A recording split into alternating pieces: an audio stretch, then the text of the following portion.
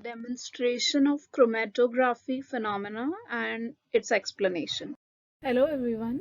Today we are going to carry out the process of chromatography using a chalk and a sketch pen.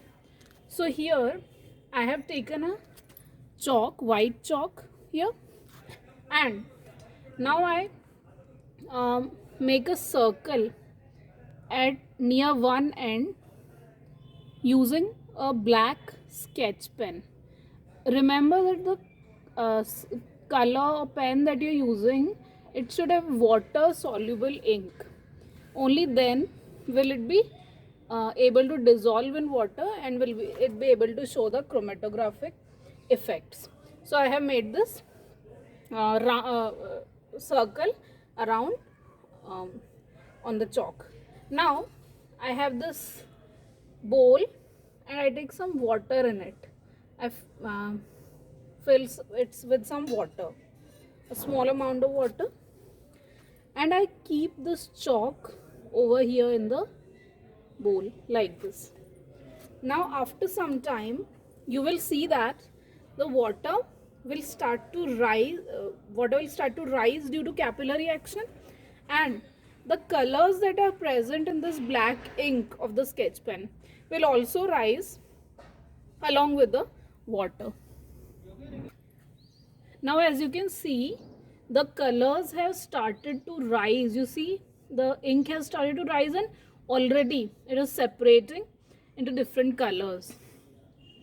You observe it for a while, you will see that the different colors will be separated. So what we observe here is that you already see the green and blue colors are at the bottom, purple is at the last, while a little of orange and red is appearing to come upward here.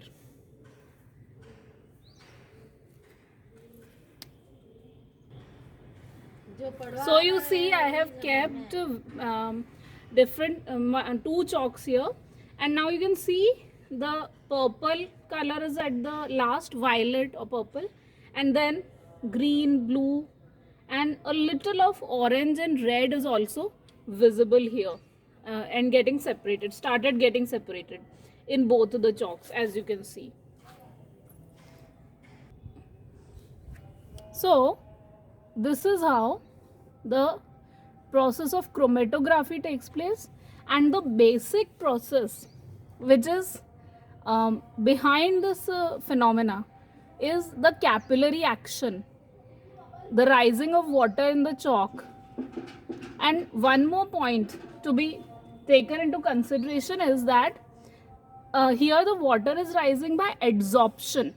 Adsorption means when the water stays at the surface of the rock itself, and it is carried to the from bottom to top by capillary action after getting adsorbed.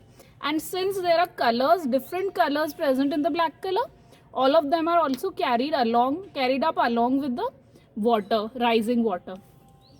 Also we see that different colors are rising to different extent.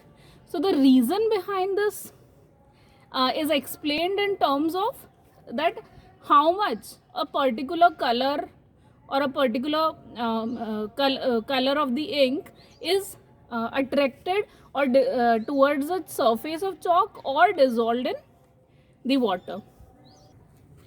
So you see now the red color and orange are clearly visible. So I was telling you about the reason for why it happens. So the reason behind is that the more a color gets dissolved in water, more the ability of color to get dissolved in water or whatever solvent we are using, more is the amount it rises. On the other hand, you can also say that greater the attraction of a color to the chalk or the surface, lesser it will rise. So what does it mean? It means that the violet color is most attracted to surface of chalk and least dissolved in water. It has least tendency to dissolve in water. That's why it remains at the bottom, does not rise much. On the other hand, the orange and red colors, they have the greatest tendency to get dissolved in water, more dissolving ability or capacity towards the water, while least tendency to stick to the surface of chalk, and that's why they rise more along with the water. As you can see, the colors are rising gradually and a beautiful pattern of colors is formed on the chalk, and it represents this phenomena of chromatography. And also we learned from this particular experiment the practical side of things, that how different colors behave in the presence of water and a surface or a rising medium, absorbing medium. So this is what we come to learn. We all have studied theoretically about chromatography and rising of colors, rising of different colors by different amount, but this is the practical side of the situation. Thank you. The observations from the experiment are as we see that different pigments travel different distances in the column of chalk, and greater the solubility of a pigment in water, greater is the distance traveled by it along with water. The distance traveled by pigments or components also depends upon how strongly they are attracted to the chalk. So, greater the force of attraction between the chalk and the pigment, lesser is the distance traveled by that pigment in the column of chalk.